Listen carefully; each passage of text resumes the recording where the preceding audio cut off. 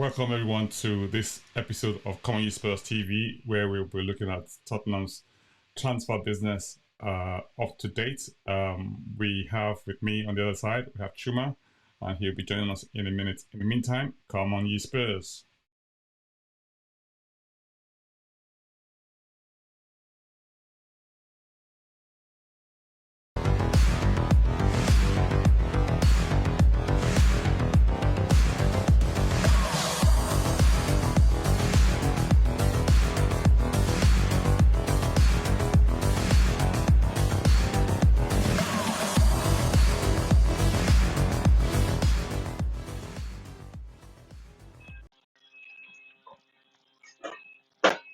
Welcome back. This is Come on, you Spurs TV, where we talk about everything Spurs. Today I've got Chuma with me as always. Like I said earlier in the intro, we will be talking about Tottenham's transfer business up to now. Chuma, welcome. How are you?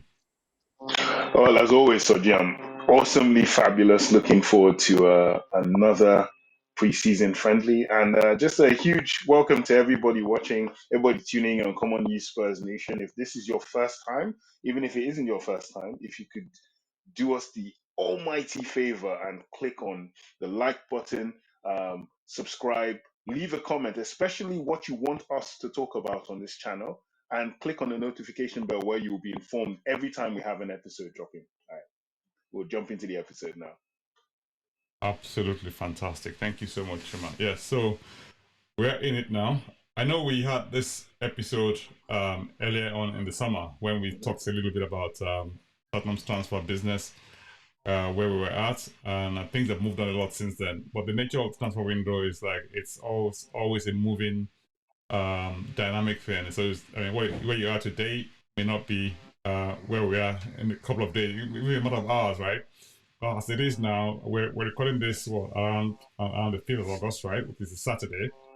And the rumors that Bayern Munich gave Tottenham a deadline of Friday evening or Friday night to complete to agree terms in respect of potential transfer to Bayern Munich of Harry Kane from Tottenham. And I mean, of course, I mean that's we'll talk about that in a minute. And I mean, of course, I mean we know that that's laughable. I mean, there's also rumors that we have got a new defender and a new striker, but none of those have actually been confirmed on the Tottenham's website. But of course, I mean the rumor mill is very strong in respect of those two transfers that haven't been completed. There's also rumors that we have another central defender, a young guy um, from Blackburn, Blackburn. by the name of Phillips. We'll talk about him as well. So there's a lot of talk. I mean, there's other defenders also potentially in the pipeline. There's rumors of Tapsoba. There's rumors of Brian Nelson from Galatasaray. There's Tosin. I mean, from Fulham. There's so much. I mean, so yeah, There's we've got some, yeah, rumors of yeah, we will unpack striker that. from Porto. So yeah, we'll look at all of those and see how much credibility there is to those stories. Chuma, you're the guy with the ear to the ground in these things. I mean, how do we even where do we even begin to sort of sift through these things? Okay, I think we can start at the beginning. For those who haven't watched that episode, please go back and watch the episode. I think we'll try and drop a link somewhere just to let you know the previous episode we had where we discussed transfers. And it's been, it's hard to describe Tottenham's transfer dealings because you always hold yourself in comparison to another team, or that's how most of the fan base does. And you're seeing some teams supposedly concluding business very quickly. Team that comes to mind is Aston Villa. Aston Villa bought Pau Torres. They quickly went and bought Musa Diaby as well. So those are gaps they needed to plug, and they plugged them quickly. Tottenham, I would say, did quite the same. Tottenham bought Vicario, the goalkeeper, and then bought James Madison as well, and then sold Harry Winks. So I think the problem at Spurs is we were expecting more people to leave and leave quickly, and we're expecting, if you listen to any Spurs fan, two centre backs a winger, probably another striker, and then the Harry Kane saga, as you alluded to as well.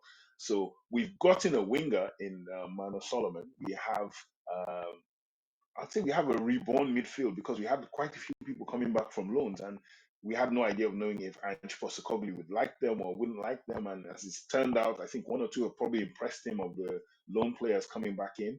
We haven't had that much movement, but all of a sudden, come August the 1st, Tottenham are moving.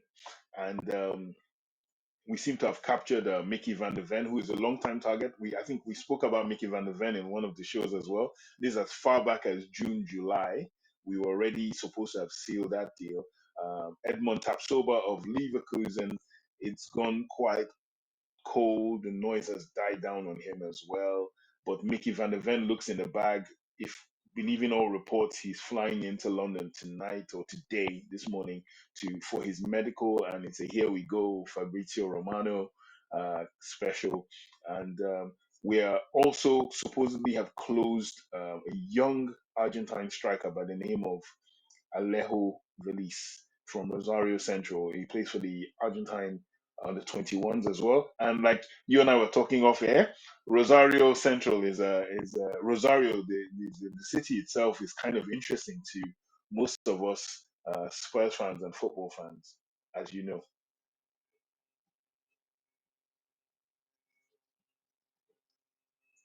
Actually, I can keep going. we, I sorry, was we're only talking about Rosario Central being like yeah.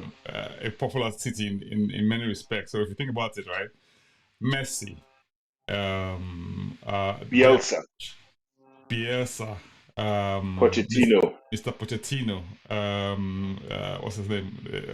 I think Giovanni Lo Celso, Batistuta as well. I think Batistuta as well. Batistuta, For, right? for the So football they all fans, come from that yeah, little town of Rosario, yeah, and we have two clubs in Rosario. We have Neo Brothers, and then we have the Rosario Central.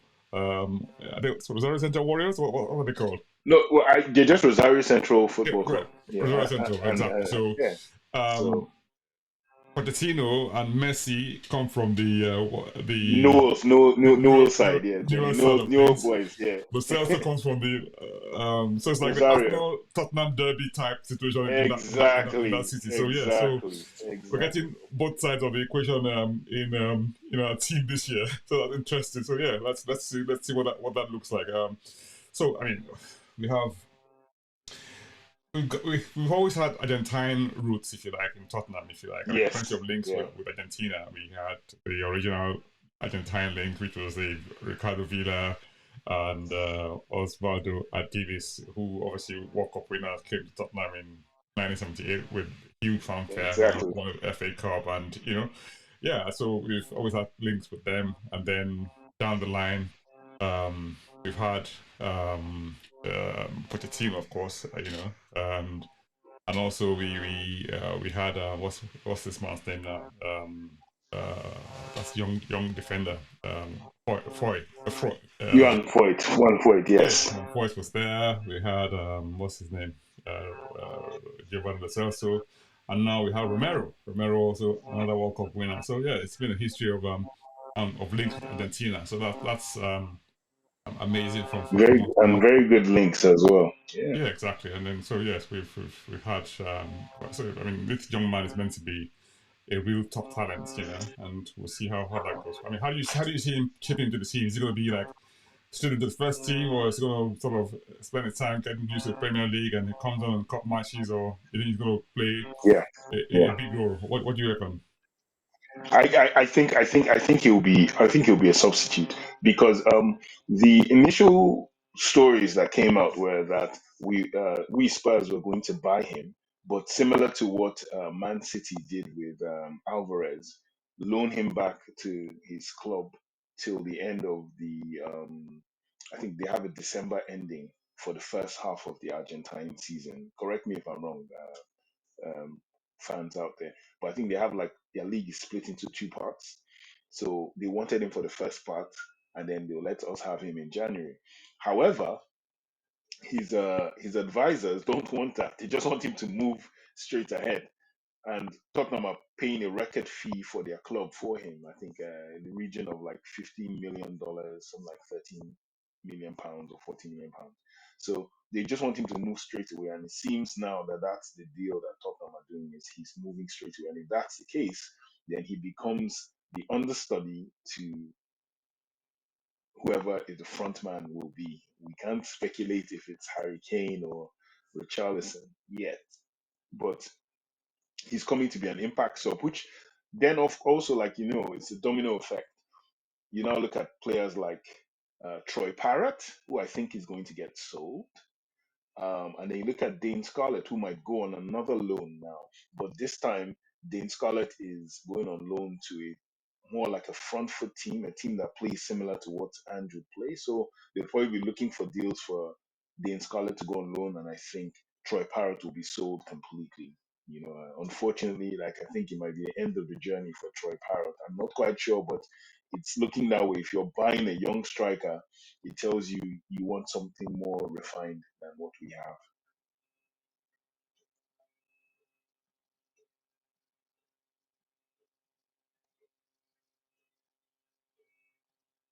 But then we'll see. I think we'll still see if Spurs dip there, because there's still rumors of Gift Orban as well, the Nigerian striker. There are rumors that we're interested in him. There are also rumors circulating that Spurs are putting a bid for the Iranian striker Mehdi Taremi, that plays for Porto. But he's 31 years old. It's not a Levy age group thing. Yeah, some people say Daniel Levy is very ageist. He doesn't buy old players. He buys, he's done that experiment before, I think probably with Redknapp, but he doesn't quite do it now with what he wants to do. So, sorry, yeah,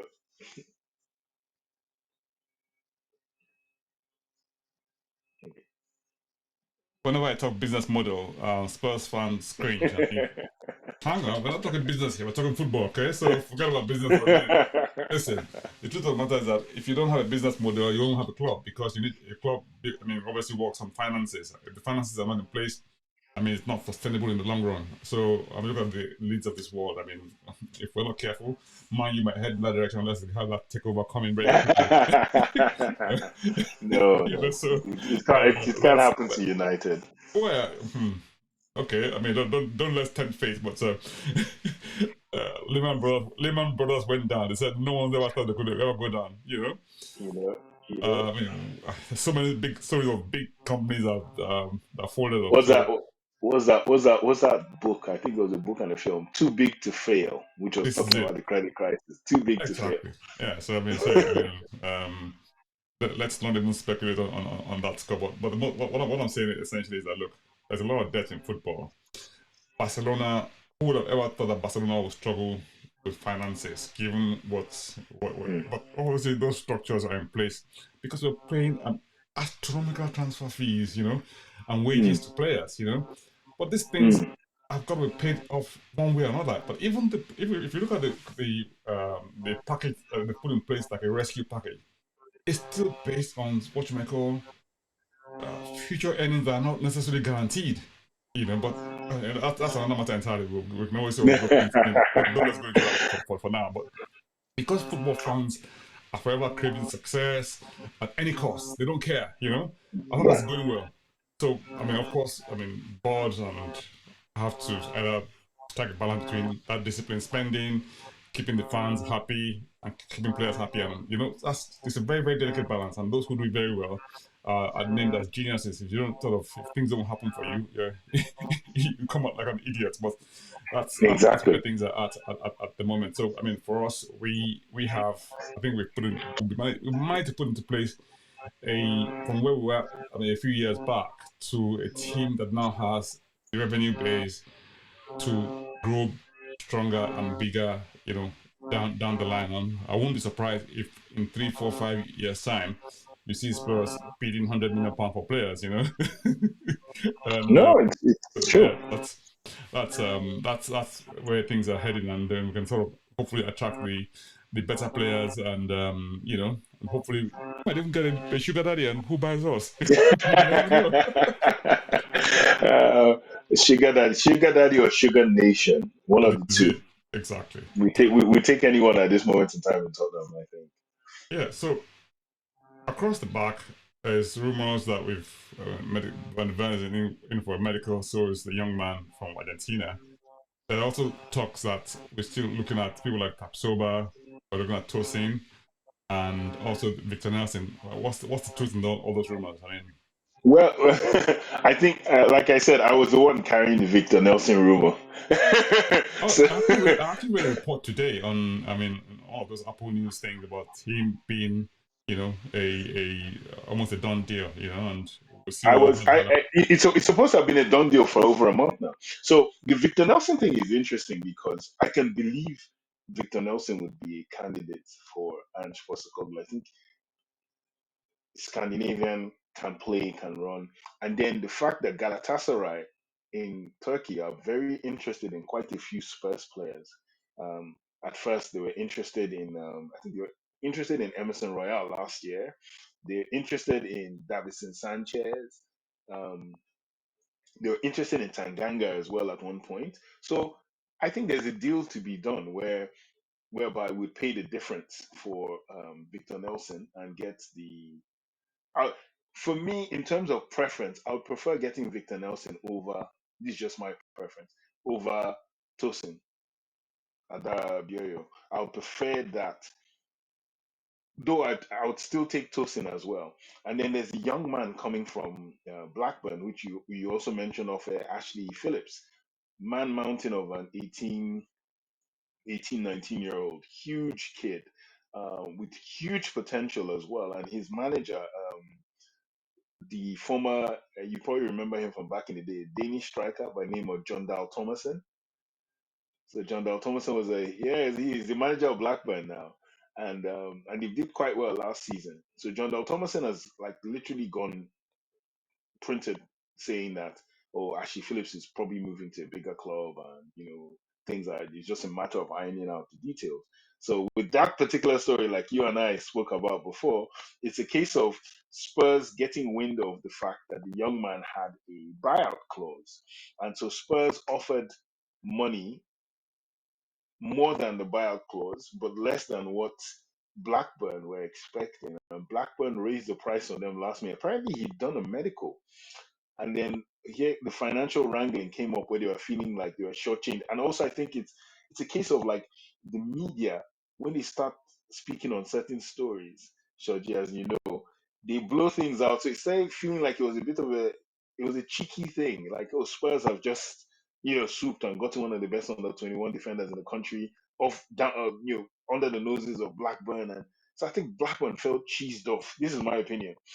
And Blackburn said, no, he's 9.5 million pounds. When I think Spurs offered like 3 or 4 or something like that.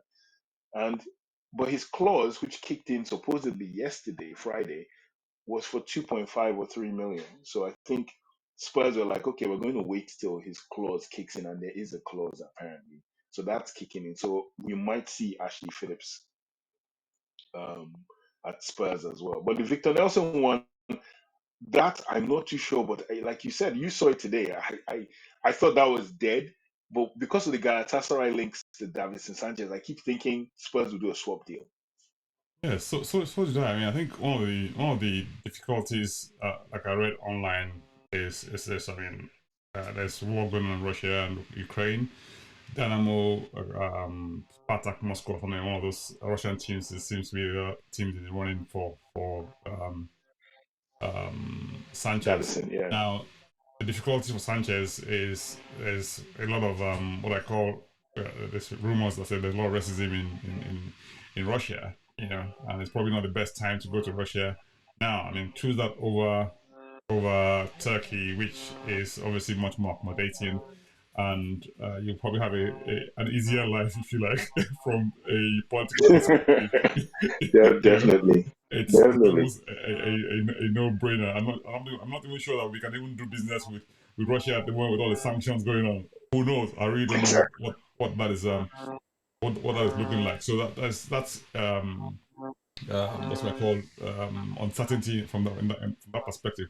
But let's go back to Ashley Phillips for a minute, right? Ashley Phillips is like one of these things that a lot of people don't seem to know about him.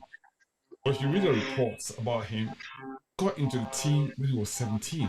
You know, he's played about 14, top flight games, at that age. He's a regular starter with the under 18s, and he's like, he always gives a good account of himself. So the thinking is that if he comes into the Premier League now, of course, hardly probably not going to start. But but Ange Postecoglou is the sort of guy we know that always gives young talent a chance. And we said off here that look, this kind of guy whose average age in his team was about 20, 23 or 24. I can't remember how much what that age thing was looking like. So pair him alongside the Romeros or and or someone with that level of experience or Davies or whatever, you can be sure that you would be an assured what's person in that field, and he will hopefully give that kind of, even though he doesn't have any premiership experience at this point in time, but it's something you want for the future, and the future is not that far away, so yeah, so I think that would be a huge coup, a huge coup rather, if uh, Tottenham are able to pull off that transfer. Um, Yeah.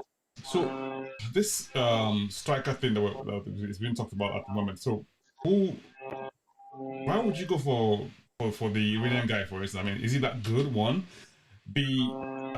It doesn't fit with our model in terms of kind of strike people that we buy, but at the same time, is it someone that will fit in with Ange, or is this someone that Ange asked for, or I don't know what's the story there? It's so very left field for me because um, from what I gathered, there were two Italian clubs in for him, Inter Milan and AC Milan. AC Milan were more locked in on him, so it literally came in from left field. He doesn't look like someone that fits the profile. However, he has similarities to Kane. I'm not saying he's Harry Kane. He has similarities to Kane. Um, Taremi is a good striker. He's a very, very good striker. He can be physical. He can hold up the ball. He's quite good with his feet as well. Like a Fernando Llorente kind of thing, but better, I think. And like Fernando Llorente and like Diego Costa mixed, in my opinion, mixed together. Um, but I'm of the opinion, whatever you throw at Ange Postecoglou, I think Ange Postecoglou can use. He can utilize anything you give him. It's just a question of, does he want this player? And from what we've gathered, and from his history, he's more into more mobile, younger strikers, people who can run all day. I'm not saying Tarim. Tarim is 31.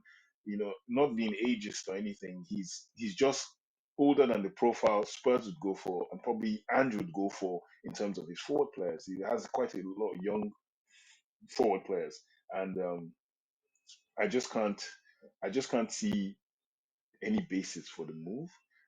Now you flip to the other side, and there's the gifted young Nigerian striker, Gift Urban. So Gift Urban now is someone that a lot of people I think online wrote, oh, he's quite small, and so you're looking like a pocket Aguero kind of type. And I think Ange Postecoglou could work with that, and could work with Vallejo as well. So these are guys that I think are more his specification. Mediterranean is I just don't understand where it's coming from, and but I'll be interested to see how that goes. I don't know if it's Spurs think they can do a deal.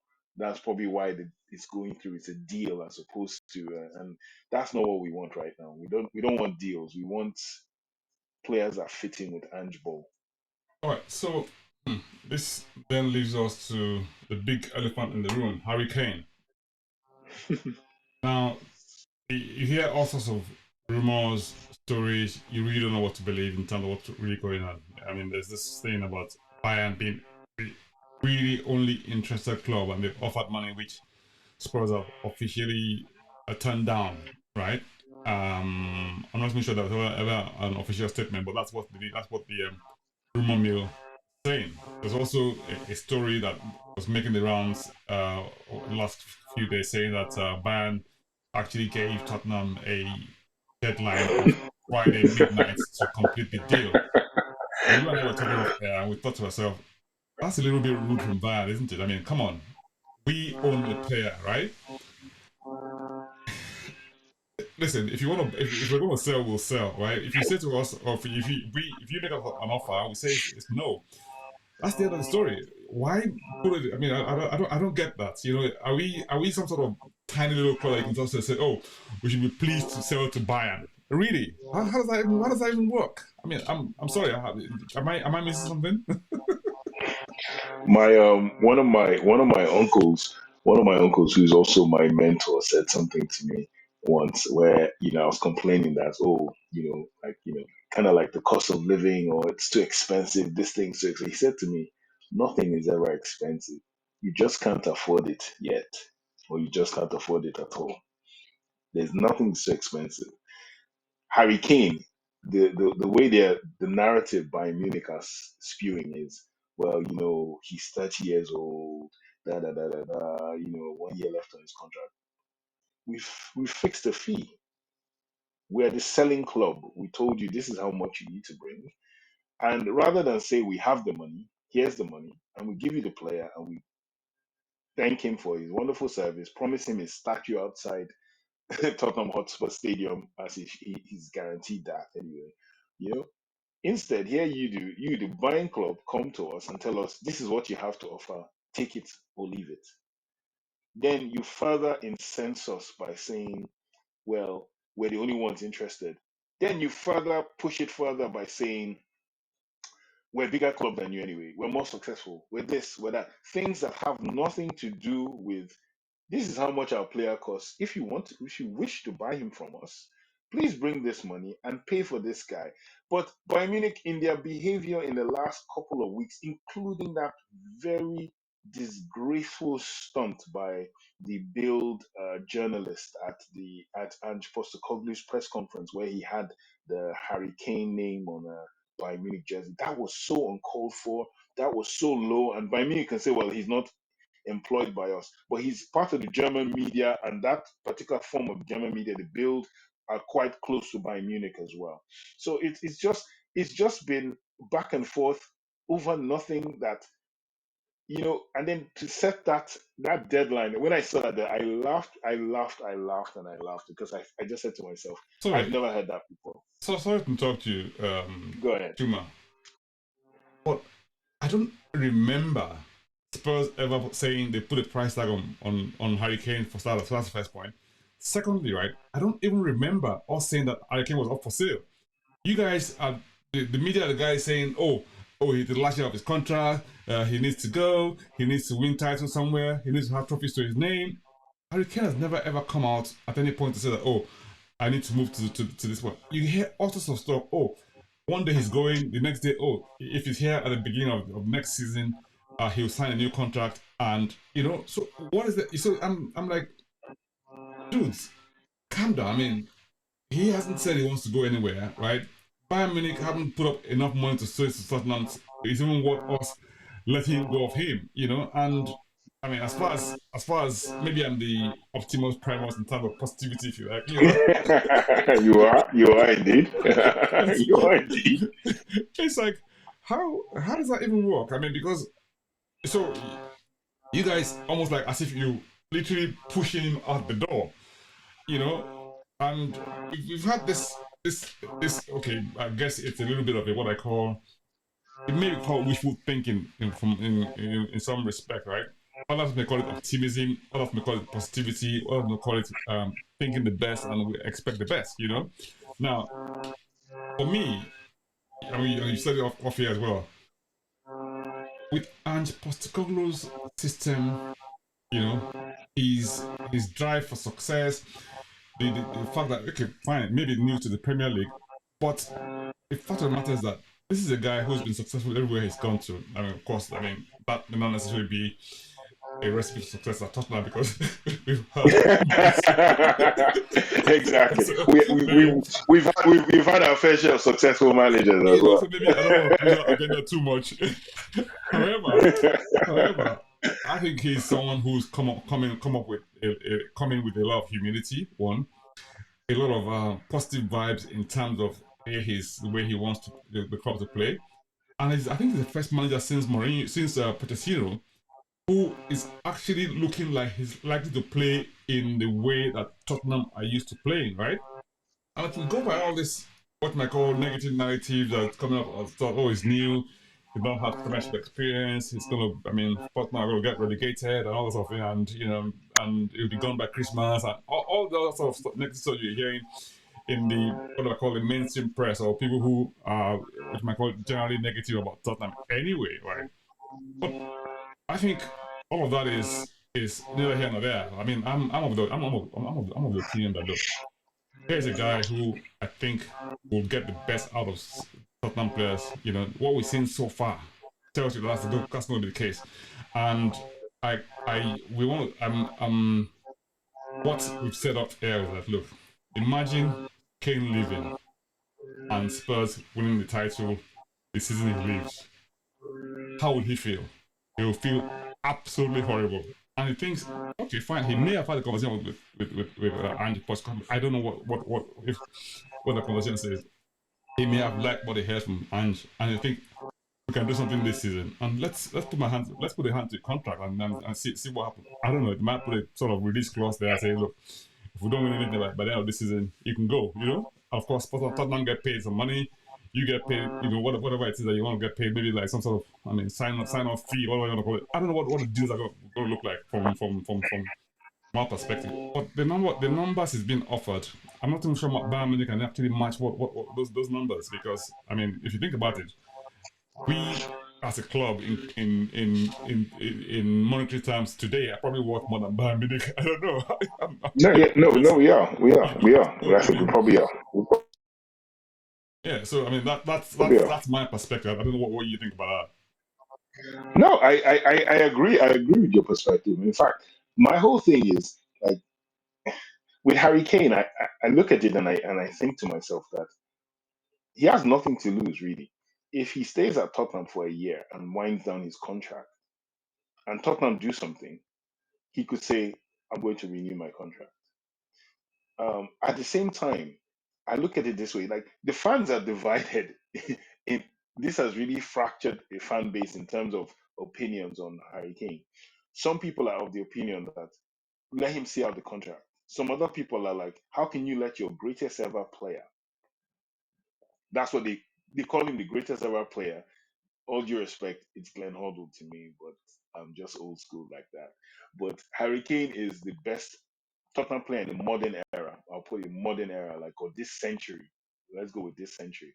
And you're going to let him leave on a free? Then some other people said, then how can you also let your greatest ever player this century? How can you sell him? So everybody is like, so what do you want the ownership to do? Then the ownership, of course, get the next bit of blame, which is you're the one who's placed him in this position now because you're never good enough. You didn't get us.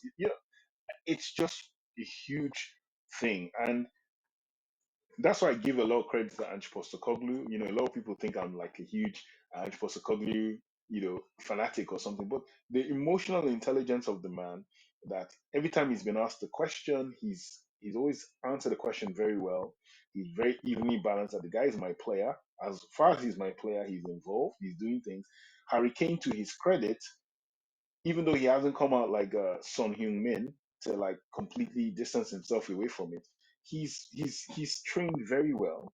He's still doing all the things. He's of course now vice captain. He could be captain as well. We don't know how that works out, but he is next in line to be captain if Hugo Lloris, as expected, moves on. So he's done what he needs to do as a senior, experienced player at Tottenham.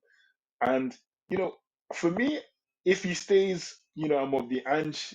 Remember that Ange saying, if you stay, great, we'll be great. If you leave, great, we'll be great.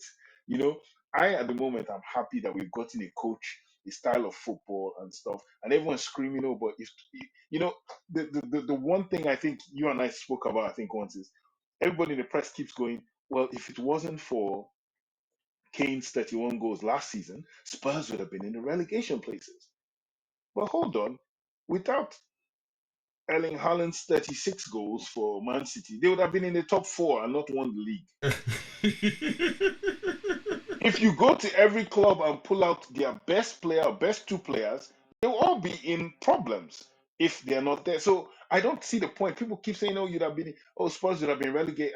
Yeah, but nobody would have done as well as they did last year that had a good goal scorer. Take away those goals, and they too would have been in problems. Every single one of us. Chelsea's main problem was Chelsea didn't have anybody that scored up to 20 or 25 goals last season. Not one. Surprise, surprise, Chelsea finished 12th. You know, I want to also talk about that. There's a gentleman who is, he has a podcast, he has a successful podcast, I think, and no, not even I think, he is a successful podcast, and he's on Talksport a lot. A Chelsea fan by the name of Rory Jennings, and everyone likes Rory Jennings. Last year, he made the comment about how Erling Haaland wasn't going to score goals. He came back and bit him badly, and he's now on Talksport. And I like Talksport a lot. I listen to it, and sometimes you hear some really incredulous things. So Rory now is like, we call him the opposite man. Like anything he says, the opposite will happen. So he's given more or less the death note to Ange. So we expect Ange to do well. He's also said something about the new Manchester United guy, Rasmus Højlund, that he doesn't look like a Man United player. So everyone's going, Højlund is scoring 20 goals. But he made a comment though that I kind of subscribe to if Alex Ferguson was still around. He said if this was Manchester United of back in the day, they would have gone in for Kane and paid whatever Tottenham wanted. They wouldn't even talk about 1 year left. No, they would have just bought him. But this tells you how football is now, where Man United are not who they. If this was Alex Ferguson, and I've said it years and years, Alex Ferguson had that thing. He came, took Berbatov, Sheringham, Michael Carrick, Carrick. Modric, He just came no, and not took. Modric. Yeah, But he didn't. Yeah, he liked Modric, but he didn't buy Modric. But Chelsea will come. But he just came and did it, and no fuss. What do you want? We don't like dealing with. He said it that dealing with Daniel Levy is like a hernia surgery or something. It's painful. So you just give him the money, But in this case now, like you said, a player has not slapped a transfer request.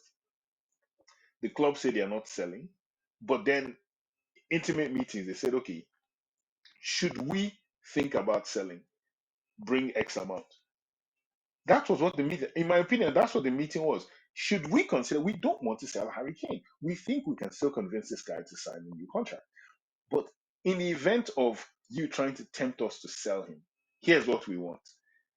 And Bayern Munich have taken this and they've looked at it and, to quote Nigerian Pigeon, their money no reach. And instead of backing off, they're now making the most noise to try and like scare you, bully you into reducing your amount. Like, where have you ever seen that? I can't go to Ferrari and tell Ferrari that this is how much I have. Ferrari, I need that Ferrari. yes, take Ferrari it will or look leave at it. me and tell If me, you don't pay yeah, if you don't give me back the car by 12 p.m., I'm leaving. Thinking the last if yeah, just to move what I on. mean. Very nicely. Ferrari would look at you and tell you, young man, we don't even advertise on TV. We don't put the price of Ferraris on any magazine. You come here, you pay us what we tell you the Ferrari is worth. Yeah. So it's, but I like I said, I think the soundbite came out that Kane said if there's no deal in place by the time we play Brentford, which is on the 13th, I think, yeah, then he's going to stay for this. That soundbite came out. We don't know how true it is or not, but I can believe Harry Kane can say that. Don't mess me about. If you're not going to do this thing, then I like this Ange guy enough to go. I don't want to disrespect him. I want to see what he's doing here. I want to keep it going on an even kill. So if you've not brought this money, and this is Bayern's problem. If you have not brought this money by the 13th, then there's no point. I will go wherever I want to go at the end, and that's Bayern's fear. He would Yeah, never I join think them I on think free. the other thing also is that from Bayern's perspective is like, why are we spending £100 million on a player that's got the last year of his contract? The same thing we're having with David Raya. I mean, in Brentford, Brentford, yeah, and yeah, the transfer saga. We didn't pay £40 million for him because hey, only 1 year left on his contract, and they're asking 40. I mean, now, the rumors is that the guys off the road are offering. They're not even offering 25 million. They're offering less than that for him. So it's one of these things where, look, whoever is the selling club just decide, look, this is how much we want to pay for one for our player. If you do it, fantastic. If you don't do it, yeah. You know, And with David Raya, Tottenham walked away. this is We it. didn't tell them we'll set a deadline for you, Brentford. If you don't pay us this money by midnight, Brentford, Exactly. come on. We didn't rubbish Brentford in the press by saying all the sorts of nonsense about, oh, we're a bigger club than you guys, you know, and We're a bigger club than David Brentford, Raya should be exactly. happy coming to Tottenham and all that sort of nonsense, you know. That's just so. I mean, bully Gosh. tactics. That's what it's called, you know. I don't know. Exactly. I mean, there's a lot of rumor going on about. I mean, targets for Tottenham, and I mean, I know we're probably. I mean, we're going to do a program sometime in the future about the nature of transfers, and I'm sure that it's something that people want to listen to. But if there's like Chuma said earlier on, there's any topic you want us to talk about, which you think we haven't touched upon, please by all means leave a comment in the comment section below, and we will obviously quote you. You know, we might even invite you to come and join us on the program. Who knows? You know, if you seem Exactly. interested, Exactly. Why not? you know, and then we'll see how that goes. You know, so this is what we call the fans have your say. So that would be Exactly. fantastic to hear from you guys. Yeah. So yeah, leave your comments, and then we'll decide on which one we're going to go with first, and then yeah, we'll take it from there. It's been fantastic having you guys today. Chuma, thank you Thank you. for joining us. Thank you. Thank you Also, guys as well. I nearly forgot to mention this part, which is the fact that look, we're on all podcast channels at the moment. So we are on Apple, we're on Spotify, we are on Google Podcast. So please go there, Please have a look. subscribe, Check. like, share, and you know that I mean, please, yeah, that would be fantastic. I think, and if you're listening to us on any of those platforms, leave us a comment and let us know where you're listening from, and yeah, we'll love to hear from you. Thank you so much, Chuma, and you have a fantastic day. Any final words before we go? No, like we're playing Shakhtar Donetsk tomorrow. I become Chuma Optimus Prime myself, so I predict a Tottenham victory and just first victory at home, just to start the season off right. It's first victory at home, a huge reception. I think it'll be a good turnout tomorrow as well. Yeah, Optimus for Shakhtar Donetsk. Fantastic. Thank you so much. God bless you. Speak soon. That was- Come All on, you right, Spurs. come on, you Spurs.